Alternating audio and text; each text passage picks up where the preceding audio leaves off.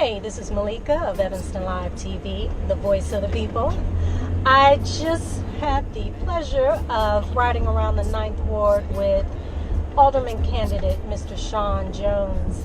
Many of you are familiar with his work with the Evanston RoundTable, and he's a very respected attorney as well. And we had a great conversation about some things he's already put into motion. So he's an individual who is about solutions and not just talking and protesting and, you know, all that good stuff. He actually is implementing some change right here in Evanston, and check this out.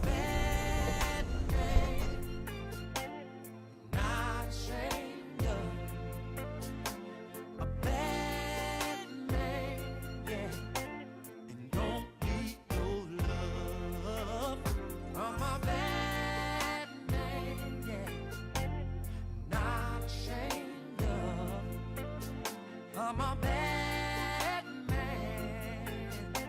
My life's made me tough.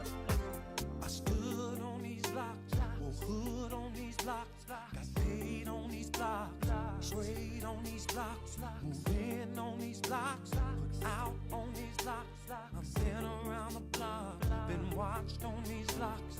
Yeah, though I walk through the valley of these blocks, I shall not fear these blocks.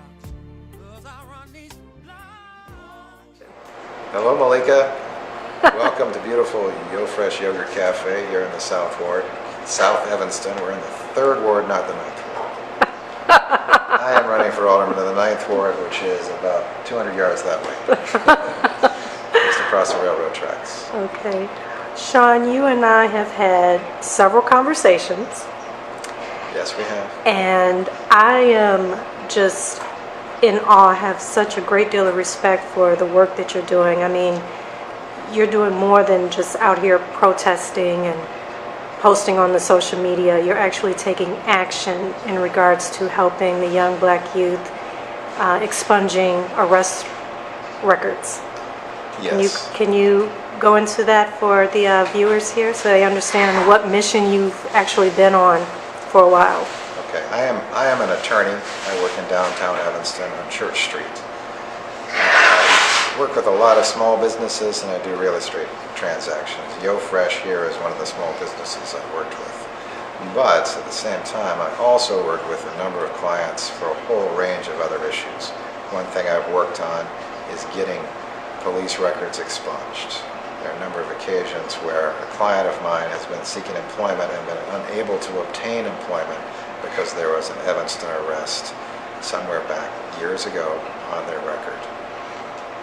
It's a problem that we have in the city, and it's a problem that I'm working to correct on both sides. Those who currently have arrest records, I will work to get them expunged. But I'm also working with Alderman Peter Braithwaite and Alderman Eleanor Ravel with a select committee that's about to be formed, and we're going to work on changing the Evanston ordinance entirely so that arrests such as resisting a police officer or disobeying a police officer will not show up on anyone's record. In fact, I'm going to push to have the ordinances changed significantly so that you cannot be arrested simply for refusing to obey the order of a police officer. This came up with the Devon Reed arrest. He was arrested for refusing to show his ID to a police officer. He wasn't doing anything wrong. He was collecting signatures to try to get on the ballot, and yet the police officer accosted him and asked him for his ID. He refused to give that ID and got arrested for refusing to give an ID. There could be something, an outstanding warrant for your arrest that you know nothing about simply because an order or a citation or something was lost in the mail. Maybe you had a minor traffic incident and you were called into court but didn't show up, and you didn't even realize it. If there's a warrant out there because you missed a court date, you're subject to immediate arrest and you go to jail for that. So there are good reasons you might not want to show your ID to an officer if there's no good reason. This also happened in the Lawrence Crosby issue as well, the Lawrence Crosby incident. Of course, Lawrence Crosby is the PhD student who was arrested for driving his own car. There was an assumption made that the car was stolen, but it wasn't. It was his own car. So then the only reason to arrest him was resisting a police officer and disobedience to police. There was no underlying reason to arrest him at all. Of course, we've seen the video. We know there was more to it than that he was physically accosted and he was beaten up a little bit. And that makes it even worse. But the problem I had and the problem I brought to the Human Services Committee and the problem that I'm focused on right now is he has an arrest record now.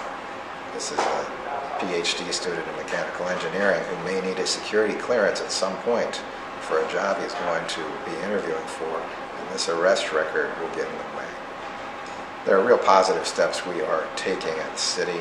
Alderman Wilson has proposed a program under which every juvenile's record would be automatically expunged when they reach the age of majority. That is a very good first step, but Lawrence Crosby wasn't a minor, so it wouldn't have worked for him. There are other steps we need to take.